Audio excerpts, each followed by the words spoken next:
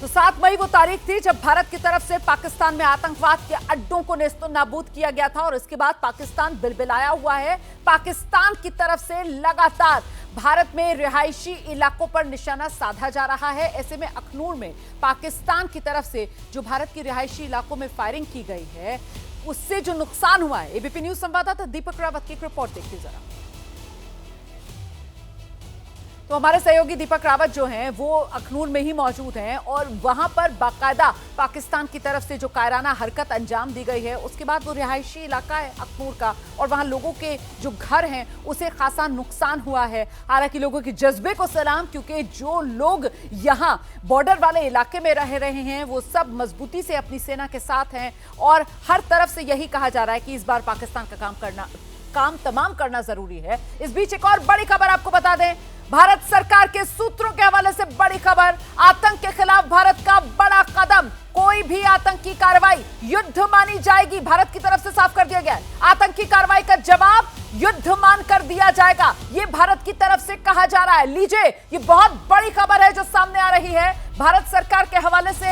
ये बड़ी खबर, आतंक के खिलाफ भारत का ये बड़ा कदम है। कोई भी आतंकी कार्रवाई अगर होगी तो फिर वो युद्ध मानी जाएगी। आतंकी कार्रवाई का जवाब युद्ध मानकर ही भारत देगा। ये भारत की तरफ से अपनी नीति तय कर ली गई है। और आप जानते हैं कि आज बड़ी बैठक हुई है प्रधानमंत्री नरेंद्र मोदी ने, जहां रक्षा मंत्री और एनएसए और सीडीएस और तीनों सेना प्रमुखों के साथ चर्चा की है और इसके बाद ये खबर अपने आप में बहुत महत्वपूर्ण हो जाती है। सीधे रुख करते हैं, हमारे साथ हमारी सहयोगी मेघा इस वक्त मौजूद है। मेघा से जानते हैं क्या डिटेल्स मिल रही है। मेघा, देखिए, ये बहुत बड़ी जानकारी आ रही है रोमाना। ये आज मुझे लगता है कि आज दिन भर की सबसे बड़ी खबर है जो अब निकल के सरकार से आ रही है और हम अपने सूत्रों को एट्रीब्यूट कर सकते हैं रोमाना। भारत सरकार ने ये अब निर्णय लिया है कि आज के बाद जो भी आतंकी हमले भारत के ऊपर होंगे उन्हें एन एक्ट ऑफ वॉर समझा जाएगा। समझिए, हम अभी तक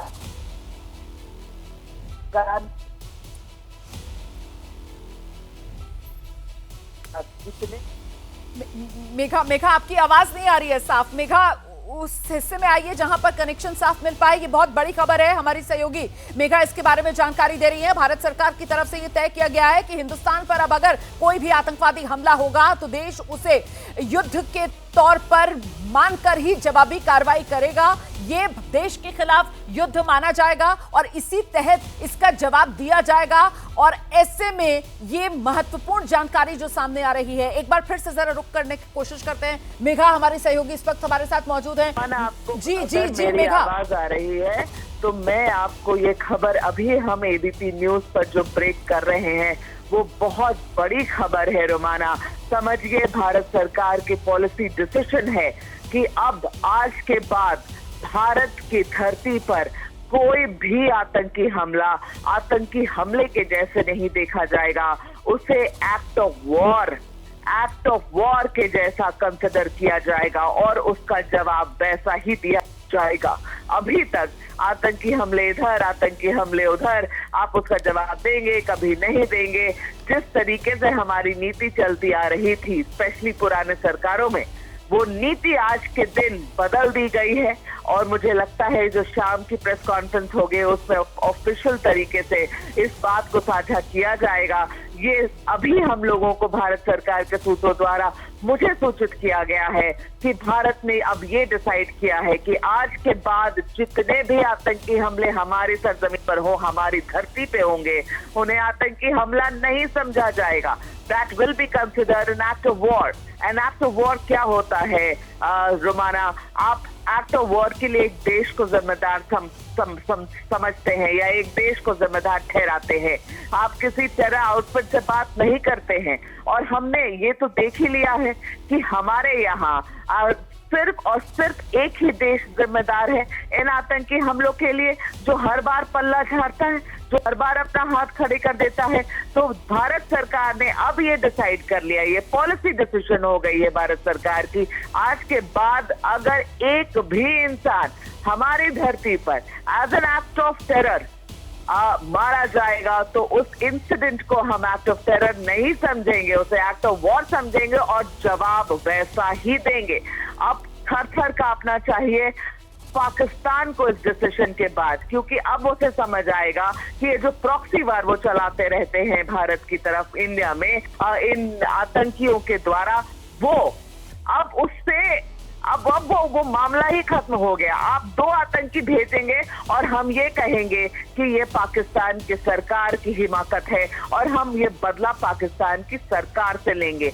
आप समझ रहे हैं बात कितनी बड़ी हो गई है रुमाना, ये बहुत बड़ी बात है कि आप भेजिए हमारे यहाँ आतंकी, हमें पता है आतंकी आपके यहाँ है, जिम्मेदार उन आतंकियों को नहीं पाकिस्तान की सरकार को हम ठहराएंगे, एक्ट ऑफ वार उसे समझेंगे और जवाब आपको वैसा ही देंगे जिसकी जरूरत आपको है। जैसा प्रधानमंत्री जी ने उस दिन कहा था, जवाब ऐसा मिलेगा जो आपके कल्पना के परे होगा। तो हम हर तरीके से अपने आप को बदल रहे हैं। हम ना तो सिर्फ उनको रिस्पॉन्ड कर रहे हैं जो हिमाकत कर रहा है पाकिस्तान पिछले 4-5 दिनों में, मगर अब ये पॉलिसी डिसीजन भी हो रहा है। और देखिए इंटरनेशनल कम्युनिटी के लिए भी रुमाना ये बहुत बड़ी बात हो कि भारत सरकार का डिसीजन है। ये हम we are a sovereign country, we are a sovereign country, we can decide for ourselves. और भारत सरकार ने ये डिसीजन लिया है कि ये टेरर वेरर अब नहीं चलेगा, क्योंकि एक देश ही कर रहा है, एक देश की सरकार कराते आ रही है, किसी और के थ्रू करवाती है और फिर हाथ खड़े कर देती है। अब ये मामला एक्सेप्टेबल नहीं है। अब जो भी भारत की जमीन पर होगा उसके लिए पाकिस्तान की सरकार जिम्मेदार होगी। और ये सीधे मेघा प्रसाद अभी के हालात में माना जाए कि पाकिस्तान के खिलाफ ये युद्ध का बिगुल है जो भारत सरकार की तरफ से बजा दिया गया है अभी की स्थिति में। रोमाना आप ऐसा समझिए that any future act of terror, जो वर्डिंग है ना ये इस जो इंफॉर्मेशन हमारे तक आई है, जो वर्डिंग है any future act of terror, तो अब उन्हें 1000 बार सोचना पड़ेगा अपने आतंकियों को भारत के सीमा को क्रॉस करके भारत की जमीन पर भेजने में। ये जो किया जा रहा है दिन रात हर समय हम लोगों ने देखा है, कभी 1, कभी 2, कभी 10, कभी 6, कभी आइस मेल्ट करता है तब आप भेज देते हैं आतंकी, कभी आइस जमता है तब आप भेज देते हैं आतंकी हमारे यहाँ कितनी जगह से घुस रहे हैं। जो भी हमारी बॉर्डर है पाकिस्तान की, हर कितनी सारी जगह से घुसते हैं, अलग अलग जाके जगहों में जाके छिपते हैं और छिपने के बाद जब उनको सही मौका मिलता है तो वो हमारे ऊपर आतंकी हमला करते हैं। इसके लिए आप उन आतंकवादियों को अब जिम्मेदार नहीं ठहराएंगे। आप ये समझेंगे, भारत ये समझेगा कि एक भी आतंकी पाकिस्तान से जब भारत आता है तो उसके लिए लश्कर-ए-तैयबा, जैश-ए-मोहम्मद या टीआरएस नहीं जिम्मेदार है, उसके लिए भारत पाकिस्तान की सरकार जिम्मेदार है। एक भी आतंकी अगर भारत में आएगा तो उसके लिए पाकिस्तान की सरकार जिम्मेदार है। जवाब उनको देना पड़ेगा और भारत हिसाब पाकिस्तान की सरकार से मांगेगा, क्योंकि पाकिस्तान की सरकार और पाकिस्तान की सेना अभी जिन आतंकवादियों का भारत ने काम तमाम किया है, जिसमें अबू जुंदाल जैसे नाम है, उन्हें सलामी दे रही थी, उन्हें गार्ड ऑफ ऑनर देकर पाकिस्तान की सरकार, पाकिस्तान की सेना ने वहां पर उनके जनाजे की नमाजें पढ़कर उनको दफनाया है। और इसी वजह से ये भारत सरकार की तरफ से सूत्र ये जानकारी दे रहे हैं। एबीपी न्यूज आपको इस वक्त की बड़ी खबर बता रहा है कि भारत सरकार ने नीति तय कर ली है। अब देश में अगर कोई भी आतंकवादी घटना होती है तो वो सिर्फ और सिर्फ एक आतंकवादी घटना के तौर पर नहीं, बल्कि भारत के खिलाफ युद्ध के तौर पर उस हमले को देखा जाएगा और भारत के खिलाफ युद्ध के तौर पर उस हमले को देखकर उसी अनुपात में भारत सरकार की तरफ से जवाब दिया जाएगा। और हम जानते हैं हमारी पड़ोस में जो सांप पल रहा है, जो आतंकिस्तान है, वो पाकिस्तान है, जिसकी जमीन से ये तमाम आतंकवादी गतिविधियां उपजती हैं। और ऐसे में अब पाकिस्तान के साथ हिसाब बराबरी का होगा और ऐसे में हर आतंकवादी घटना और उसकी जिम्मेदारी तय सिर्फ और सिर्फ आतंकवादियों और आतंकी संगठन तक ही नहीं होगी, बल्कि वहां की सरकार मतलब पाकिस्तान जवाबदेह होगा, क्योंकि अब आतंकवादी घटना का हिसाब सरकार जो है वो देश के खिलाफ युद्ध की तरह एक्शन के तौर पर देखकर देगी। मेरे साथ इस वक्त मेरे सहयोगी आशीष सिंह इस वक्त स्टूडियो में मौजूद हैं। जरा पहले आशीष के पास चलते हैं और इस खबर को और विस्तार से आशीष से समझते हैं। आशीष, मैं इसका थोड़ा सा डिप्लोमेटिक पर्सपेक्टिव भी सामने रखना चाहूँगा। पहले तो हमको ये समझना पड़ेगा कि भारत के प्रधानमंत्री Narendra Modi and national security adviser Ajit Doval, ये दो ऐसे फॉर्मिडेबल कैरेक्टर हैं जिनको हम पिछले 12 साल से लगातार देख रहे हैं रोमाना, कि उन्होंने बिल्कुल स्पष्ट नीति भारत की रखी है कि अगर किसी भी तरह का हमला भारत पर होता है तो उसको इक्वली उतनी ही डिग्री में रिपल्स किया जाएगा। मुझे लगता है इस संदेश का मतलब ये है, जो अभी मेघा ने हमारे दर्शकों को बताया है, एक रेड लाइन भारत सरकार ने ड्रॉ कर दी है कि इसको अगर आप लांघेंगे तो ये एक्ट ऑफ वॉर माना जाएगा। हाउएवर, आप इसके वर्डिंग पे जाइए, मुझे ऐसा लगता है कि ये ज़्यादा बड़ा वार्निंग दिया गया है उन वर्ल्ड कम्युनिटी के कंट्रीज को जिन्होंने मध्यस्थता करने की कोशिश की और डी एस्केलेशन की मांग की कि दोनों पक्ष डी एस्केलेट करें। और इस शब्दावली का मतलब ये भी हो सकता है, मैं अभी प्रीएम्प्ट नहीं कर रहा हूं, संभव है कि वो ये राजी करने में कामयाब हुए हैं अमेरिका, सऊदी अरेबिया, यूएई या दूसरे कंट्रीज, यूनाइटेड किंगडम, जो लोग मध्यस्थता करने की कोशिश कर रहे थे कि शायद हो सकता है कि अब किसी तरह का D escalation is probably coming. तभी भारत ये कह रहा है कि फ्रॉम नाउ ऑनवर्ड्स, देखिए अभी क्या है कि भारत की जो आर्मी है, भारत की जो सेना है, फौज ने बहुत तगड़ा मुंहतोड़ जवाब दिया और अंदर घुस करके माफ कीजिएगा, पाकिस्तान के कई फैसिलिटीज को पूरी तरह से ध्वस्त कर दिया है। और इसके पहले एयर बेसिस, अभी तो कल रात से तो वो एयर बेसिस पर धमाकों का सिलसिला चल रहा है, एयर बेसिस को टारगेट किया। और देखिए भुलारी जिसकी आप बात कर रही थी, वो कितना बड़ा एयर बेस है, अभी बताते हैं कि वहां पर न्यूक्लियर इंस्टॉलेशन को भी शिफ्ट किया गया, वो शायद नया ठिकाना है, उनके हैंगर को मारा वहां। वो देखिए स्ट्रेटेजिकली बहुत इंपॉर्टेंट जगह है वो। मैं आपको आप मुझे बिल्कुल सही करें, बुलारी के बारे में आप बताइए। और साथ ही साथ मैं बताती चलूं, वो सिंध में जो सक्कर है, और सक्कर जो है वो तो पाकिस्तान के सबसे बड़े एयर बेसिस में वो शुमार है, और वहां पर भी धमाका हुआ है। इस बीच जरा जल्दी से एक क्विक रिएक्शन लेंगे, उसके बाद आशीष में दोबारा आपके पास आऊंगी। हमारे साथ लगातार खास मेहमान बने हुए हैं स्टूडियो में, मेरे साथ group captain UK Devnath sir मौजूद हैं, और साथ ही हमारे साथ लेफ्टिनेंट जनरल रामेश्वर राय साहब मौजूद हैं। जरा जल्दी से जनरल राय का रुख करेंगे और जनरल राय से समझते हैं, सर आप किस तरीके से रीड कर रहे हैं ये जो खबर सूत्रों के हवाले से आ रही है, भारत सरकार ये नीतिगत फैसला लेने की तैयारी में कि अब अगर कोई भी आतंकवादी हमला भारत पर होता है तो ये देश के खिलाफ युद्ध के तौर पर माना जाएगा। ग्रुप कैप्टन देवनाथ सर, पहले आपका रिएक्शन। देखिए, ये बहुत ही बड़ा पैराडाइम शिफ्ट है, गेम चेंजिंग पॉलिसी डिसीजन है। इसी तरह की कुछ हरकत हम इजराइल में भी देखते हैं। इजराइल ने अपने आज़ादी के दिनों से 1948 से ही ये डिसाइड कर लिया था। उनके यहाँ पर अगर जाएंगे तो उनके जो आर्मी के क्रैक कमांडोज हैं और आर्मी के जो शॉक एंड ऑव ट्रुप्स हैं, QRTs, वो तैयार रहती हैं 24 घंटे, हफ्ते में 7 दिन, महीने में 30 दिन और साल में 365 दिन। इसी तरह से इजरायली एयरफोर्स के जो फाइटर विमान हैं वो हर घंटे, हर महीने पिछले 70 साल से तैयार रहते हैं। ये पैराडाइम शिफ्ट यहाँ हिंदुस्तान में हमारी सरकार ने लिया है, इसका मतलब क्या है? इसका मतलब छन छन के सामने आएगा। देखिए, मैं तो एयरफोर्स में था, इसका सबसे एक्सट्रीम वर्जन ये होगा कि इंडियन एयरफोर्स को बोला जाएगा कि 4 बेसेस में हमेशा 8 जहाजों को तैयार रखना पड़ेगा 16 बॉम्ब के साथ। जैसे ही खबर आती है आप लॉन्च हो जाइए, pre designated, pre identified target होंगे। बहुत बड़ा डिसीजन है, बड़ा डिसीजन है, और एक तरीके से डेटरेंट के तौर पर क्या ये काम करेगा? ये पैराडाइम शिफ्ट जो एक भारत की नीति में हो रहा है, इसका असर आने वाले समय में किस रूप में देखा जाएगा? हमारे साथ इस वक्त lieutenant general retired Arun Sahni साहब मौजूद हैं, रक्षा विशेषज्ञ हैं। जनरल साहनी, मैं आपके पास आ रही हूं और इस खबर के साथ आ रही हूं, अभी अभी हमारे सहयोगियों ने बताया है भारत सरकार के सूत्रों के हवाले से बड़ी जानकारी ये, जिसका जल्द ऐलान हो जाएगा कि अब अगर देश में कोई भी आतंकवादी घटना होगी तो फिर देश उसको सिर्फ एक आतंकवादी घटना के तौर पर ना देखकर देश के खिलाफ युद्ध के तौर पर देखेगा, और ऐसे में उसका हिसाब भी सामने वाले मुल्क से ही किया जाएगा। जनरल साहनी। जय हिंद। आपने एकदम सही कहा। सबसे पहले तो आपकी शो पे आने के लिए थैंक यू वेरी मच, धन्यवाद। जिस प्रकार से आप कह रहे हैं, ये बहुत ही अहम एक स्टेप लिया गया है, ताकि इसके बाद जो हमारे को खबरें आ रही थी, ये जो एयर स्ट्राइक्स और ये आजकल पिछले 2 दिन से जो कार्रवाई पाकिस्तान कर रही है, कि वो मुठभेड़ बढ़ाने के लिए इधर के स्लीपर सेल्स को एक्टिवेट कर रही है, और साथ ही साथ जो हमारे को इनपुट्स मिली हैं, जो आपने सवेरे खबरों में भी दिखाई हैं कि इन्फिल्ट्रेशन की बिड्स हो रही थी, उनके टेरर कैंप्स के अंदर ऑलरेडी वेट कर रहे थे ये लोग आतंकवादी इधर आने के लिए। तो ये जो हमने कहा है, ये एक यही दिखाया जाता है कि ये अगला स्टेप जो पाकिस्तान अगर सोच रहा है कि जब तक हम ये साथ में हवाई हमला या अपना UAV के साथ कार्रवाई करेंगे, साथ ही साथ हम ये टेररिस्ट एक्टिविटी शुरू करेंगे हिंदुस्तान के अंदर, तो ये बहुत ही अच्छा डिसीजन रहेगा कि हम कहें कि अगर ये जो टेररिस्ट अटैक है ये एक्ट ऑफ वॉर माना जाएगा और ये कंटिन्यूम होगा। इसी जो आज की कार्रवाई चल रही है वो सेपरेट आइडेंटिटी या इंटरनल सिक्योरिटी का कोई प्रॉब्लम नहीं है, प्रॉक्सी वॉर की गेम नहीं है, ये पाकिस्तान से मिली हुई हरकत की गई है।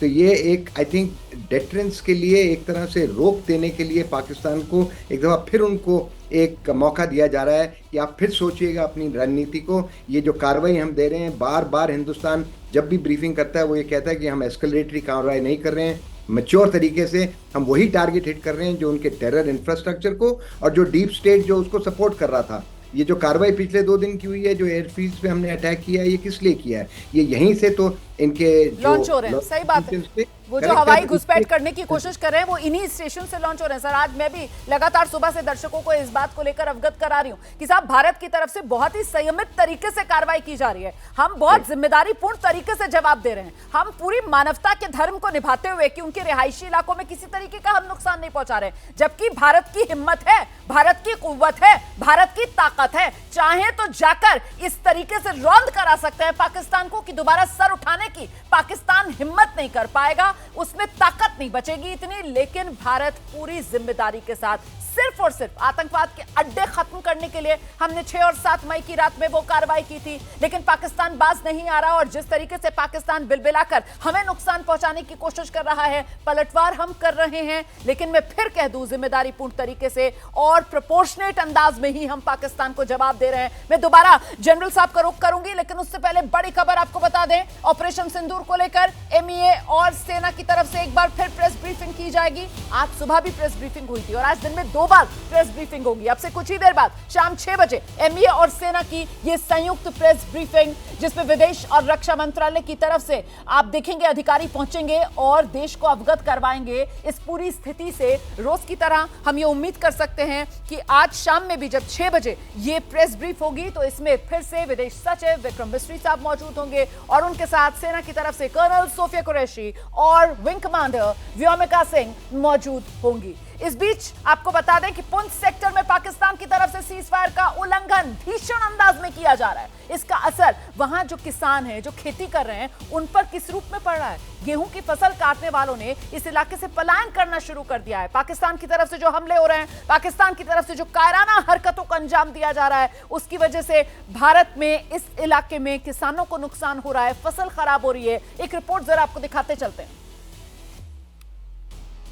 2 ही कमाई होती है, मेरी आवाज एक अपनी फसल और एक अपना जानवर और उसका दूध। इन्हीं दोनों चीजों के भरोसे लोग बॉर्डर पर अपनी जिंदगी की गुजर बसर करते हैं। उनकी कमाई का यही जरिया होता है और इससे होने वाली कमाई से वो अपना साल भर जीवन चलाते हैं। इस वक्त मैं मौजूद हूँ पुंछ के साथ लगती रावलकोट को जाने वाली रोड के उस रास्ते पर, जहां पर फसल लगभग तैयार खड़ी है, लेकिन इसे काटने वाला कोई नहीं है। क्यों नहीं है काटने वाला? क्योंकि भारत और पाकिस्तान के बीच यहां लगातार शेलिंग हो रही है और बढ़ते तनाव के बीच लोग गांव छोड़कर चले गए हैं। और ये फसल देखिए, एकदम पकी खड़ी लहलहाती हुई इंतजार कर रही है अपने उस मालिक का, जिसने 6 महीने से इसको सींच कर, इसको खाद डालकर, इसको बीज को इस शक्ल तक तैयार किया है। और इस फसल से वो ना सिर्फ अगले 1 साल की फसल का बीज तैयार करेगा, बल्कि अपने परिवार का पालन पोषण भी करेगा। मगर अब इस फसल का क्या होगा? क्या ये बर्बाद हो जाएगी? गांव के कुछ लोग यहाँ पर मौजूद हैं, इन्हीं से जानते हैं।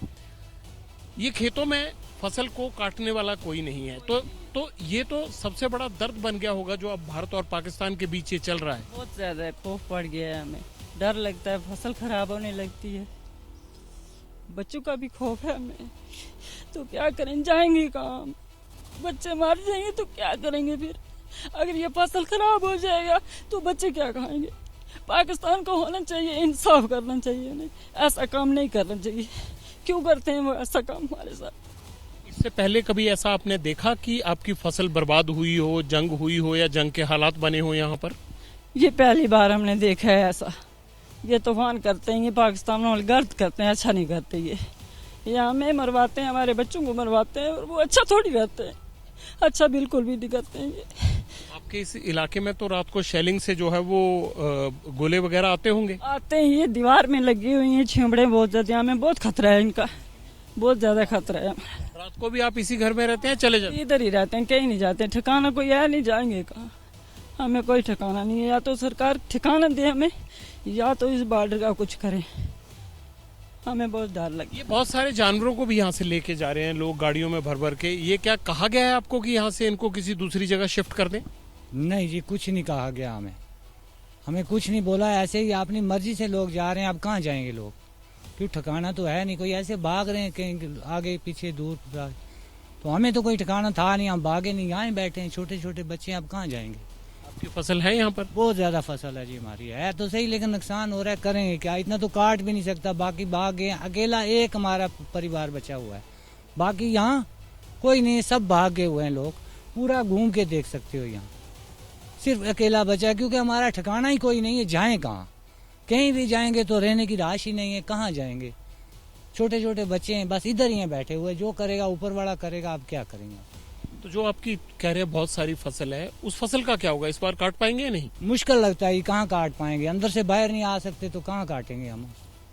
तो अगर मान लीजिए शेलिंग में कोई गोला वगैरह अगर उस पर गिर गया तो ये तो पकी हुई फसल है, ये तो 5 मिनट में बर्बाद हो जाएगी, जल के खत्म हो जाएगी, राख हो जाएगी, बहुत मुश्किल है, ये बचेगी नहीं तो काटेंगे क्या, बचेगी तो काटेंगे।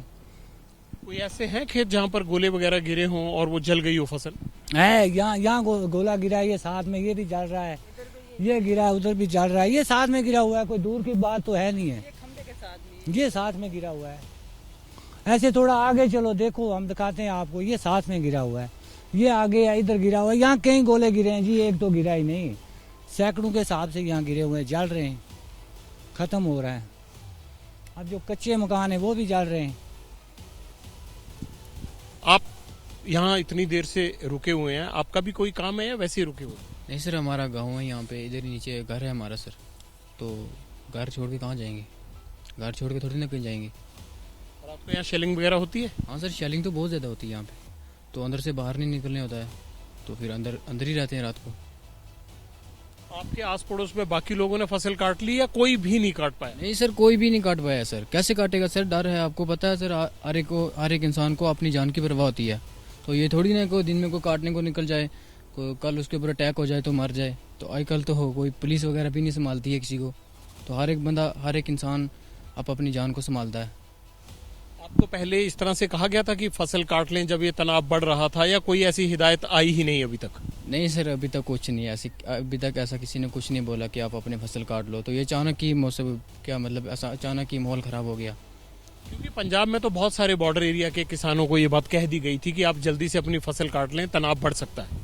नहीं सर, अचानक ही ऐसे हुआ कि रात के 1-2 बजे फायरिंग शुरू होगी, तो उसके बाद सब डर गए, तो पहले दिन जब फायरिंग हुई तो आधे लोग निकल गए यहाँ से, जब दूसरे दिन फायरिंग हुई तो फिर आधे लोग निकल गए, तो अब बीच बीच में कहीं कहीं गाँव में किसी घर में कोई एक बंदा बचा, बाकी तो यहाँ पे कोई बंदा नहीं बचा हुआ है। यार शेलिंग ये जो पीछे पहाड़ियाँ किस तरफ से आती है? सर शेलिंग सामने से आती है, इस साइड से, सामने से, तो रात को क्या पता सर कहाँ से आएंगे, आपको पता, अंधेरे में क्या पता होता, लाइटें तो होती नहीं यहाँ पे, तो अंधेरे में क्या पता कहाँ से कहाँ आ रही है। आपका क्या नाम है? सर मेरा नाम मोहम्मद रफ़ी है सर।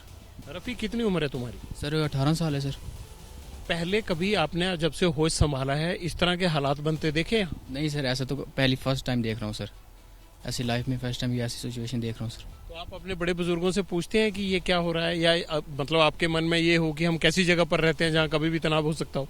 नहीं सर, ऐसा तो कुछ नहीं है, पहली बार जब ऐसा हुआ तो अभी हमें कोई बड़ा बुजुर्ग भी नहीं मिला है तो किसी से पूछ पाएँ, तो अभी खुद भी डरे हुए हैं सर, अपनी जान को संभाल रहे हैं, तो आपको खुद ही पता है सर, आपको सिचुएशन देख के तो आपको खुद ही पता लगता है सर। यहाँ पे तो इतने ज़्यादा गोले बरसाए हुए हैं यहाँ पे पाकिस्तान वालों ने, कम से कम उनको इतना एहसास नहीं है कि थोड़ा सा ध्यान रखा जाए कि आगे वाले मुल्क का क्या किसी के गाँव नुकसान ना हो जाए, तो इतने सारे गाँव नुकसान हो गए, आपको पता ही है कितने घर यहाँ पे उजड़ गए हैं, तो जो एक बार बर्बाद हो गया तो वो तो अपनी ज़िंदगी तो नहीं संभाल पाएगा, जिसका घर टूट गया वो मोदी थोड़ी नहीं घर बना के देगा उसको। आपको क्या लगता है कि पाकिस्तान आपको बर्बाद कर रहा है, तो पाकिस्तान को भी इसी तरह की सज़ा मिलनी चाहिए? हाँ, पाकिस्तान को इसी तरह की सज़ा मिलनी चाहिए, क्योंकि वो अगर हिंदुस्तान बर्बाद कर रहा है, वो सुधरने का नाम नहीं ले रहा है, तो उसको तो सबक सिखाना पड़ेगा पाकिस्तान को। पाकिस्तान को सबक सिखाना पड़ेगा, लेकिन एक सबक सीखना भी पड़ेगा पाकिस्तान को। सबक ये सीखना पड़ेगा कि ये झगड़ा जो उसने शुरू किया है, ये तनाव या जो युद्ध के हालात जो बने हैं, इसमें इन किसानों का कोई कसूर नहीं है।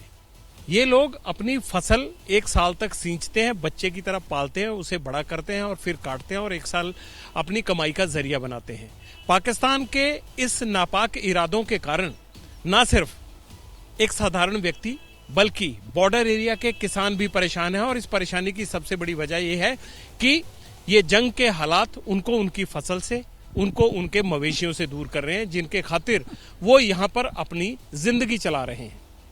तो सजा पाकिस्तान को भी मिलनी चाहिए, या तो वो बाज आए या फिर इन लोगों के दर्द को देखते हुए जो रात को गोले गिराकर इनकी फसल को जलाने की या इनकी फसलों को और जानवरों को नुकसान पहुंचाने की कोशिश करते हैं, उसके बदले में ये भी चाहते हैं कि पाकिस्तान को कड़ी सजा मिलनी चाहिए और वो वक्त अब आ चुका है। कैमरामैन मनीष उनियाल के साथ Jagvinder Patiyal, ABP news, LOC, Poonch. तो हमारे सहयोगी जो हैं वो LOC में तैनात हैं और लगातार वहां के हालात को लेकर आप तक खबरें पहुंचा रहे हैं। और इस बीच मैं आपको एक और तस्वीर दिखाती हूं। जम्मू की ये तस्वीर है और जम्मू में पाकिस्तान की तरफ से जो कायराना कोशिश करने की एक पहल की गई थी, उसी को कैसे भारत ने नेस्तनाबूद किया। तस्वीरें आपके सामने है। जम्मू में पाकिस्तान के ड्रोन को डिफ्यूज किया गया है, उसी की ये तस्वीरें आपके सामने। यहां जम्मू में पाकिस्तान का ये ड्रोन जिसको गिरा दिया गया था और डिफ्यूज इसको किया गया है, आप देख रहे हैं। पाकिस्तान ने लगातार पिछली 2 रात से भारत की जो हवाई सीमा है उसमें घुसपैठ की कोशिश की है। पाकिस्तान को मुंह तोड़ जवाब भारतीय सेना की तरफ से दिया जा रहा है। पाकिस्तान के हर वार को नाकाम किया जा रहा है और इसी के तहत पाकिस्तान का ये एक ड्रोन जो जम्मू में आकर गिरा था, इसको डिफ्यूज किया गया है।